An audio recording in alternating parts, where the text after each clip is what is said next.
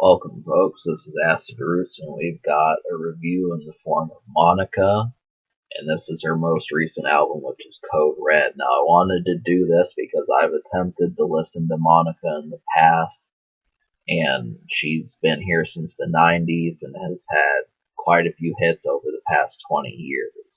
Now, really, the thing about it is I was not as keen on R&B back in the 90s as I am now. So it's interesting seeing what she's been up to, mainly because, folks who I'm more used to, like Beyonce and Sierra, R. Kelly, these are Monica is different coming from that angle. So now that I'm aware, I definitely feel like this is some worthwhile music. I wanted to start covering more R&B just because it's a genre that has a lot of steam to it. Point being, Monica is an interesting person, but here is my angle for as I see her.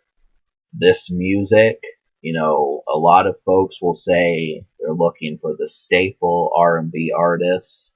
She is a staple, but I don't know how many people are going to know her firsthand. That's kind of the thing is, you think of the top five or top three type people who you can name off the top of your head when you listen to R&B, and I'm not so sure that that's Monica. This does not have anything to do with her talent. I want you to know that, but it's just more that you have to search in order to find her. So I enjoyed this album. There's definitely enough on here to warrant looking further into this project, and it's the thing is, as far as the singles go, once again, you're going to have to listen to an R&B station in order to find some of these, but even if it doesn't have like a huge monumental song, this is still hot music. So that's the main thing. So it's good. You definitely need to check Monica out. She's got plenty of hits in her catalog. So let's get started. As far as the best produced songs on here, I really like the song Sugar and then Deep. Both of these were some of my favorites, and I also like the thumping sound of Just Right for Me with Lil Wayne. Those were three ones that were extremely good. Now, the thing about Monica is I'm thinking that she has more flavors to her than just making something that gets you dancing and out of your seat and more.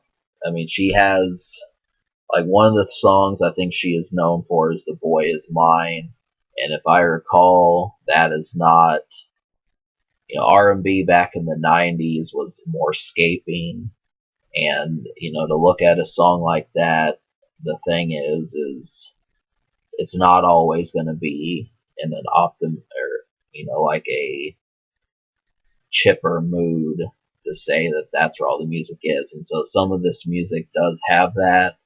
And my biggest problem is that I cannot see, you know, it's suited for more types of people than just wanting to have a good time. So let's say that, but I don't, just because I give it this score does not necessarily mean it's a bad project. That's the thing. I want to make that clear so that way, if you're offended by the fact of what I said, well, there's going to be more songs on this project depending upon your attitude towards her attitude. So that's kind of the thing to know right off the bat. But the unheard songs, which are the songs that you need to hear, the good songs, there's 6 of them out of 14. The ones I liked were Code Red, Just Right for Me, Deep, Alone in Your Heart, Sugar, and Ocean of Tears. Now, Ocean of Tears was kind of like the offbeat one. I wasn't expecting to like that one. I'm exploring new territory in R&B, and this is something I think just taking a walk or going out and about without being somewhere, this is a good song. Sugar was one of my favorites.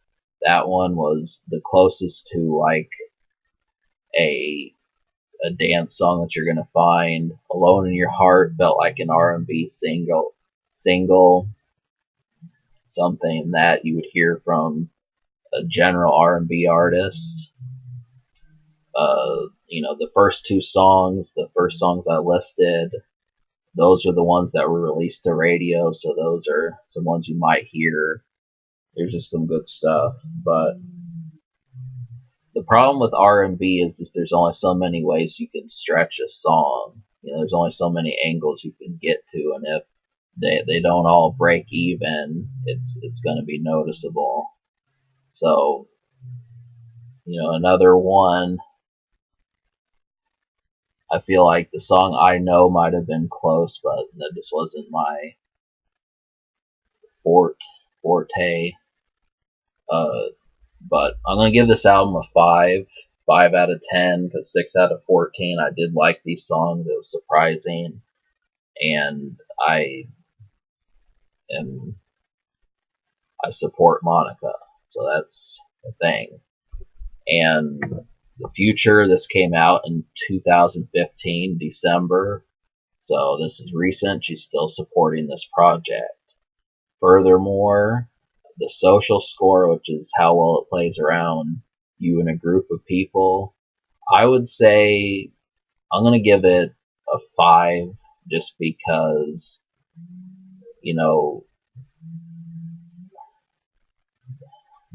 the amount of song, there's not really like a Dangerously in Love per se.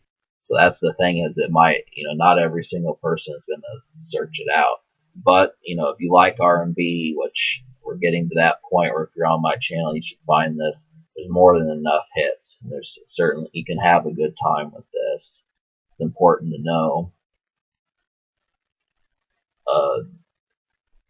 Yeah, I guess the only thing left is, can it be topped? I think it can, but I'm still impressed with what I got from this. Even though, 6 out of 14 is not a landslide. So, I give this album a 5 and a 5 social. Subscribe for more fun.